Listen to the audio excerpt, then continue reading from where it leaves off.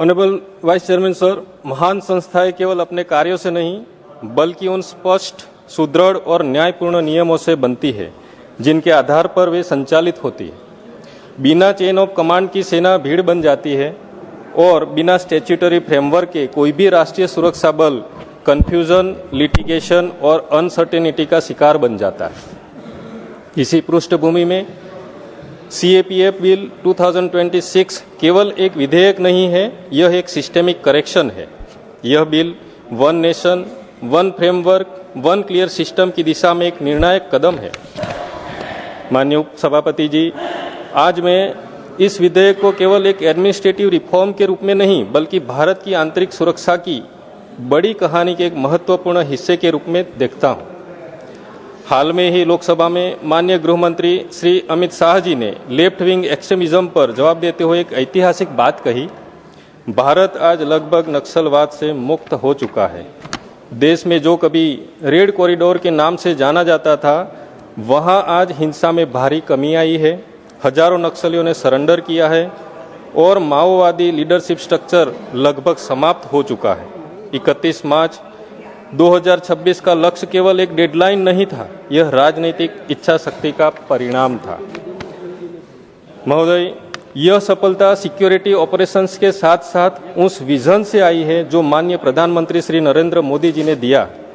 Security plus development plus governance is equal to permanent solution. जहां पहले बंदूक की आवाज थी, आज वहां सड़कें हैं, मोबाइल टावर है, बैंकिंग सेवाएं हैं और लोकतंत्र की पहुंच है। यही न्यू इंडिया मॉडल है। सोचिए सर, जब सीआरपीएफ नक्सल प्रभावित क्षेत्रों में कार्य करता है तो वो state police, civil administration, intelligence agencies और स्थानीय शासन के साथ मिलकर काम करता है। बीएसएफ अंतर्राष्ट्रीय सीमाओं पर स्टेट एजेंसी के साथ समन्वय करता है।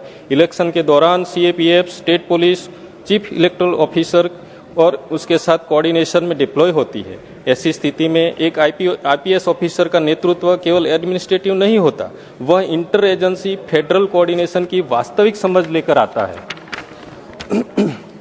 लेकिन मैं इस सदन से एक महत्वपूर्ण प्रश्न पूछना चाहता हूं। जब हमने नक्सलवाद जैसी दशकों पुरानी चुनौती को क्लियर पॉलिसी, स्ट्रॉन्ग लीडरशिप और कोऑर्डिनेटेड एक्शन से समाप्त कर दिया, तो क्या हम अपनी सीएपीएफ्स को अभी भी कंफ्यूजन और लिटिगेशन में फंसा रहने देंगे? सच्चाई क्या थी सर? पहले 5 forces, 5 different acts, 13 recruitment rules, dozens of executive orders and hundreds of court cases. यह गवर्नेंस नहीं था, यह फ्रेगमेंटेशन था सर, और इसीलिए यह बिल आवश्यक है। माननीय सभापति जी, जैसा कि माननीय गृह मंत्री जी ने स्पष्ट कहा है, जो बंदूक उठाएगा उससे कभी भी बातचीत नहीं होगी। यह जीरो टॉलरेंस की पॉलिसी केवल नक्सलवाद पर नहीं बल्कि पूरे इंटरनल सिक्योरिटी फ्रेमवर्क पर लागू होती है। और इस नीति का अगला लॉजिकल स्टेप है हमारी सीएपीएफ्स को एक क्लियर, स्टेबल और स्टैट्यूटरी फ्रेमवर्क देना। कुछ लोग इस बिल का विरोध कर रहे हैं, वही लोग जिन्होंने दशकों तक नक्सलवाद को पनपने दिया, क्लियर पॉलिसी नहीं बनाई और सिक्योरिटी फोर्सेस को बिना फ्रेमवर्क के छोड़ दिया, आज वे हमें लेक्चर दे रहे हैं सर। महोदय, सच यह है कि without political will problems grow, with decisive leadership they ends. यह बिल क्या करता है सर? एक ओवरराइडिंग पार्लियामेंट्री फ्रेमवर्क देता है, सभी कॉन्फ्लिक्टिंग रूल्स को समाप्त करता है, सीएपीएफ पर्सनल्स के राइट और डिग्निटी को प्रोटेक्ट करता है, डेप्यूटेशन सिस्टम में बैलेंस लाता है और सबसे महत्वपूर्ण सिस्टम में क्लैरिटी भी लाता है। माननीय सभापति जी, हमारे सीएपीएफ्स वही फोर्सेस है जिन्होंने नक्सलवाद के खिलाफ निर्णायक लड़ाई लड़ी, सीमाओं की रक्षा की, क्रिटिकल इंफ्रास्ट्रक्चर को सुरक्षित रखा, लोकतंत्र को ग्राउंड लेवल पर मजबूत किया।